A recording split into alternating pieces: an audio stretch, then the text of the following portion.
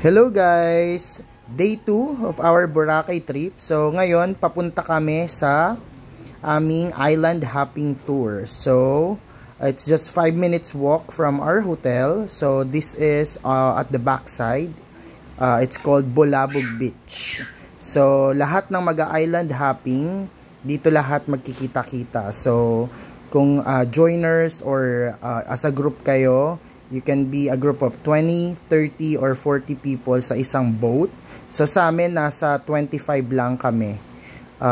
Bali, a combination siya ng different groups for the island tour. So 900 pesos for the regular island tour. Again, exclusion yung mga entrances doon sa different islands. May 350, may 200.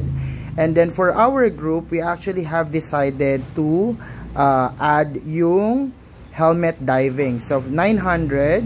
On top of that, it's additional 600 pesos. So yan, bumili kami ng tinapay para sa mga fish. Importante siya pag nag-helmet diving or scuba diving or what, so that the fish will gonna get near at you guys para ma-enjoy nyo yung view underwater. So ito na kami. We're now trying to board yung barko or maliit na bangka for our group. So hindi siya aalis hanggang hindi kompleto, guys.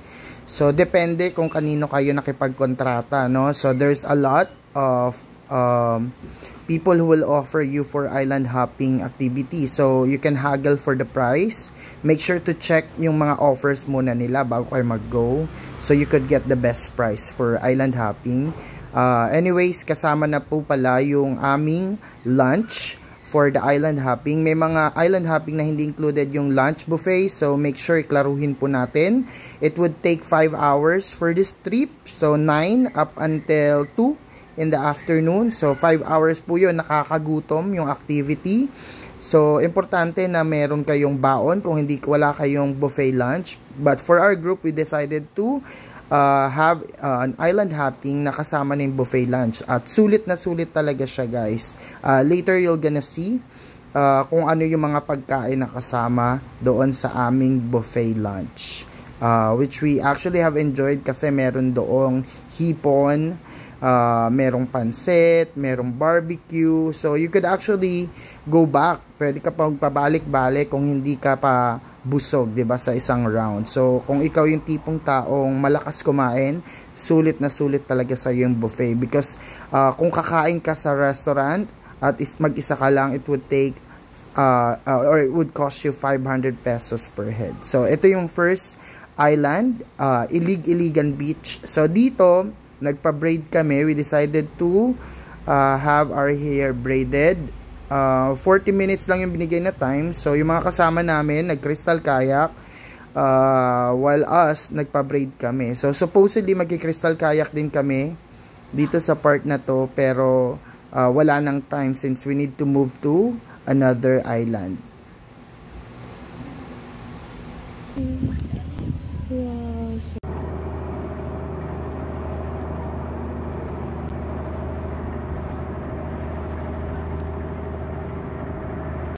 Beach.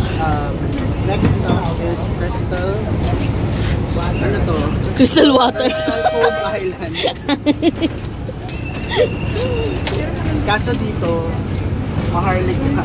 Maharlik kasi. Ito ka sa Crystal Cove Resort Island. Meron siyang 350 na entrance pagpapasok. Pero pag dito lang sa shoreline, malilito, libre. Okay, that's another tip for those who are planning to visit and go island hopping. Very important.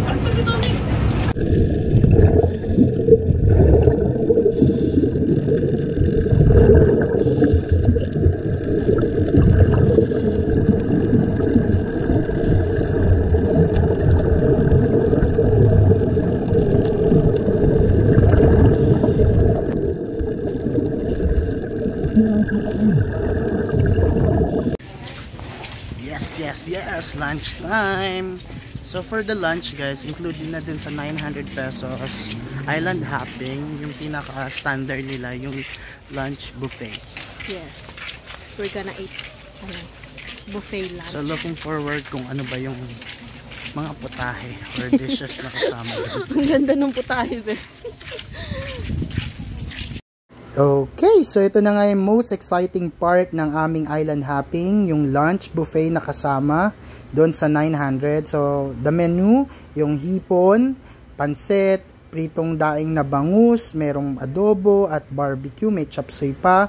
So, again, unlimited yan, pwede kang magpabalik-balik. So, kung malakas ka kumain, sulit na sulit talaga yung lunch na kasama sa island hopping na to. Okay, yun na nga guys, after na masaganang lunch, shopping on the side, pampasalubong. So, additional tip, make sure na mag-canvas muna kayo. May mga lugar na mas mura yung mga pampasalubong, may mga lugar na mas mahal. So, more pictures, and then last activity namin yung snorkeling. So, we just actually paid additional 100 pesos per head, and you can enjoy this activity, okay? So, okay, that's all for now. Thank you for watching, guys.